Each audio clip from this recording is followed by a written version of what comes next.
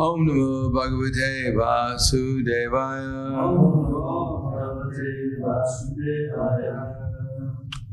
Srimad Bhagavad Gita, Chapter 8, Attaining the Supreme, Text number 9. Kavin Purana Manusha Sitaram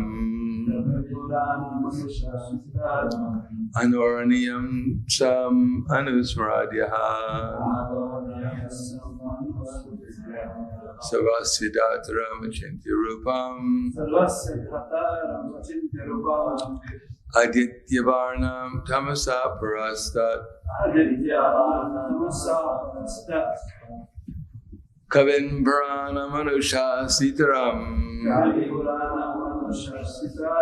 Anoraniyam Samanusmaradyaha Savasvidataram Achintya Rupam Adityavarnam Tamasa Parastat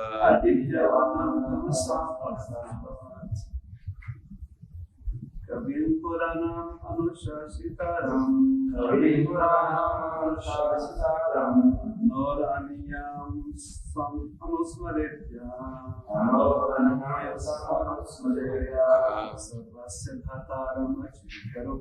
Savasvidataram Achintya Rupam Adityavarnam Tamasa Parastat Kavin Puranam Anushasitaram Anoraniyam Samanusmaradyaha Savasvidataram Achintya Rupam Adityavarnam Tamasa Parastat. Kavim, the one who knows everything. The one who knows everything. Puranam, the oldest. the oldest. Anushasitaram, the controller. Anu, then the atom. Aniyamsam, smaller. Anusmarad, always thinks of. Ya, one who. Savasya, of everything. Dataram, the maintainer. Achintya, inconceivable.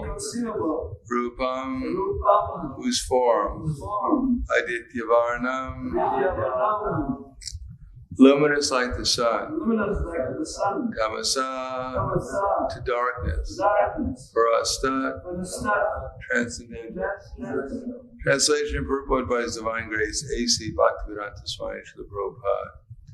One should meditate upon the Supreme Person as the one who knows everything, as He was the oldest, who was the controller, who was smaller than the smallest, who was the maintainer of everything, who was beyond all material conception, who was inconceivable, and who was always a person.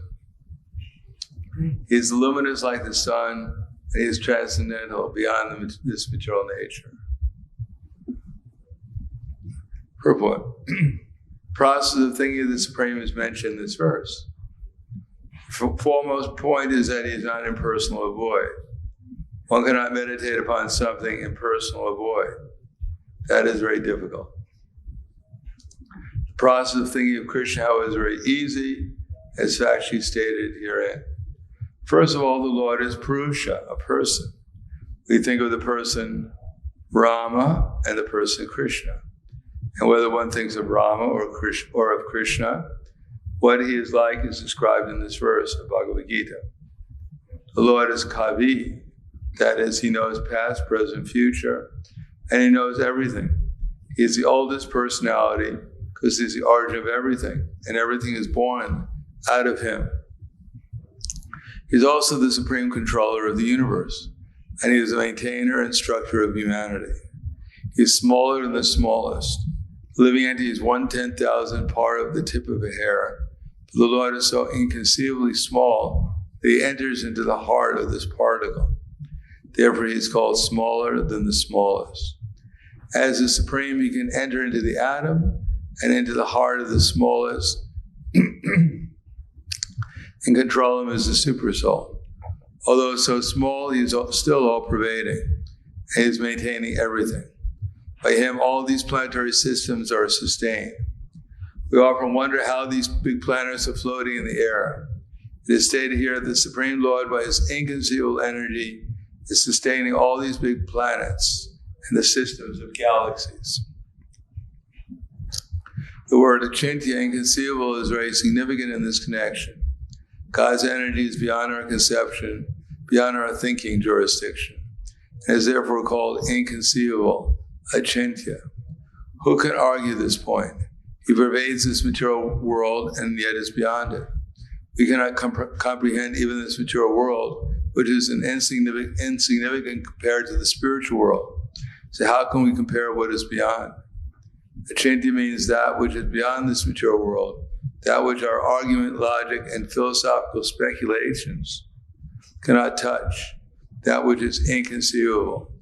Therefore, intelligent persons, avoiding useless arguments and speculation, should accept what is stated in scriptures like the Vedas, Bhagavad Gita and Srimad Bhagavatam, follow the principles they set down. This will lead one to understanding. Kavin Puranam Manusha Stituram Anu Noraniyam Samanusmaradyaha Savasya Datram Rupam Adityavarnam Tamasa Parastat. One should meditate upon the Supreme Person as the one who knows everything, as he who is the oldest, who is the controller, the small and the smallest, the maintainer of everything, who is beyond all material conception, who is inconceivable, and who is always a person. He is luminous like the sun, and he is transcendental beyond this material nature. Namo Vishnu Padaya Krishna Prasthaya Bhutale Srimate Bhaktivedanta Swami Namane Namaste Saraswati Deve Gauravani Pacharane Nirvishesha Srinivadi Paskadyade Siddharna.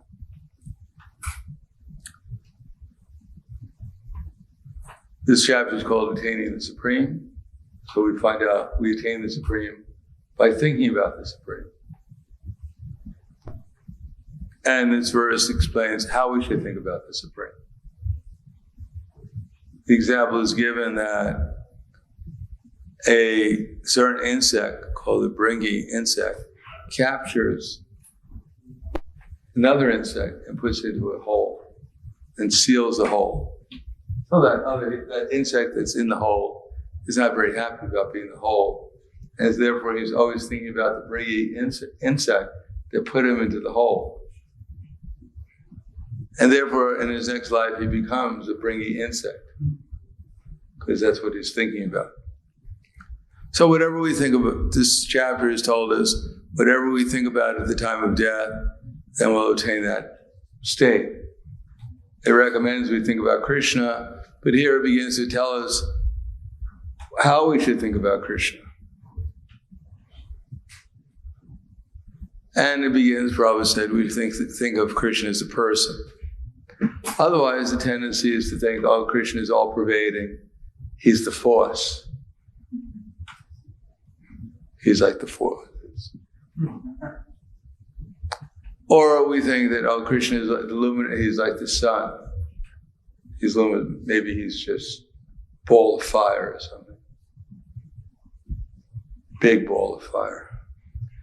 Therefore, to actually think of Krishna as a person, that we're a person because Krishna is a person, not the other way around. But because we're a person, we think that God must be a person. But because God's a person, therefore we're persons. And this gives us an opportunity to direct our thinking in a way that we can appreciate Krishna. But without seeing these things in relation to a person, then we're very much likely to become impersonalists. Krishna knows everything. Then we think, oh, Krishna knows everything. He must be a big, big brain. So we see a big, big brain. And we think, oh, knowing everything, he must really get a headache. Think of all these different things that are going on. He must be really distressed. Seeing all these people suffering. He knows all about their suffering, past, present, future. It is said that it's good that we don't remember our past lives, because if we did, we'd remember all the suffering we went through. But Krishna remembers all our past lives, all the suffering we went through. So what kind of state of consciousness must he be in? We do something bad, we're trying to forget it, but Krishna can't forget it. So how many times did we curse Krishna? He remembers it all. Does that mean when he looks at us, wow, one day I'm going to get even. I know all these things that you did against me since time immemorial. The day will come. No, we can't conceive about Krishna. Yeah, he's a person and he's a supreme person, but he's completely aloof, as it says here. He has nothing to do with material nature. For him, it's like a dream. For us, it's a dream also. But Krishna knows that the soul is really doing nothing, nor is he entangled. And even all the good and bad things we're doing, they're all being created by Krishna. The soul can't do anything. It's not that the soul snaps his finger and the universe comes into being. Our body comes into being. Soul is simply being directed by Krishna's energies, being placed in a certain body, created by the material nature. And the material nature is acting subtly and grossly by giving us so much remembrance, knowledge, and forgetfulness under Krishna's direction. And even if we come into the spiritual energy, that spiritual energy is giving us remembrance, knowledge, and forgetfulness. But until we become liberated, we're more or less in the external energy, all created by Krishna. The whole drama that's going on is all created by Krishna. Therefore, Krishna is not very much attached to all our dreams. Like if last night I told you that in my dream I came and I killed you, your dream, you would take it very seriously. Because we don't take dreams that seriously. Like someone says, last night Krishna came to me and told me that I should become the Acharya. And our reaction is, yes, last night Krishna also came to me and told me that he would come to you and tell you that you're supposed to become the Acharya. But he told me for me to tell you that actually you're a full number one.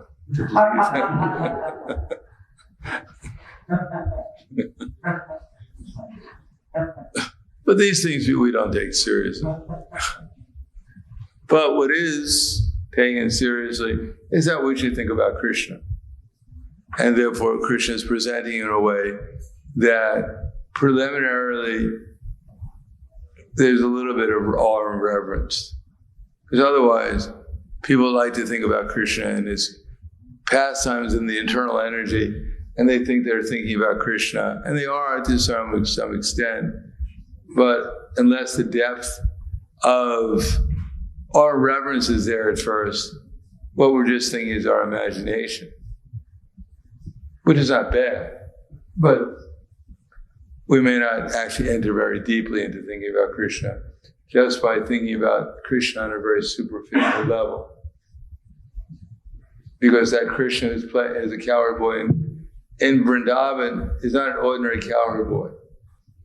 He's creating and maintaining innumerable universes, material and spiritual.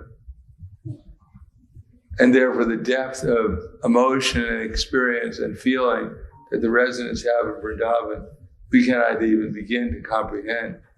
And therefore, without that experience of that depth of emotions that they're experiencing, we don't really know what's going on in these pastimes. It's not that Krishna gets up in the morning and he herds the cows, and it's the same old cows. They give the same old milk, whatever. They probably even nothing new. They probably don't even have ice cream there. They don't even know that. It's the same old thing every day. It never gets bored. So we don't know what it's all about. But here in this world that we have an opportunity to try to meet Krishna and remember him in our everyday life. And then Krishna will become real to us. It's just like if you go on Sankirtan and you believe that Krishna is the controller, and if you pray to him, he'll send someone to take a book. And lo and behold, if you pray to him, someone comes and takes the book. And you believe that Krishna is actually the controller. But if you never have the opportunity to try to do something that's in Krishna's service, by which you can find out if Krishna is the controller or not. If the only way you can find out if Krishna is the controller, you pray for an extra glovdaman or something.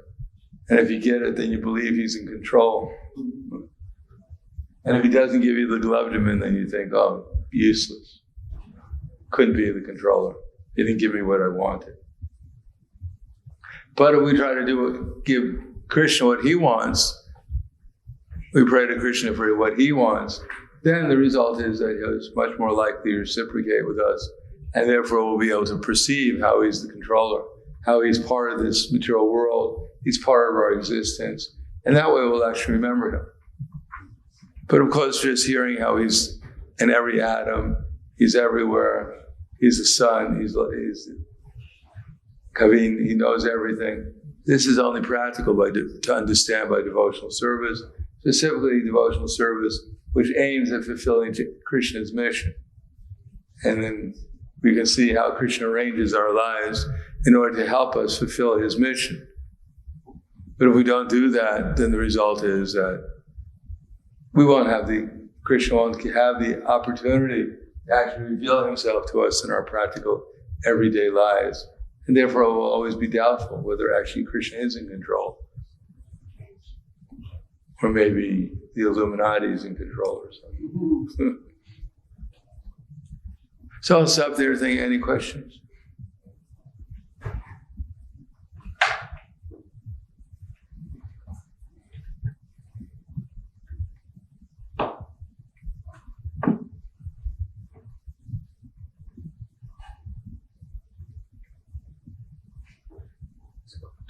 When you ask questions, everything goes so silent. Even the birds stop chirping. They start wondering, good question.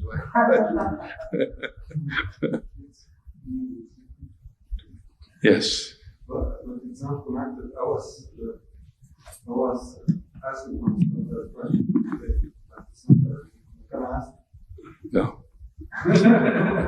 At least she got an answer for your question. You can answer me after the class. After the class? Yeah. Okay. All right.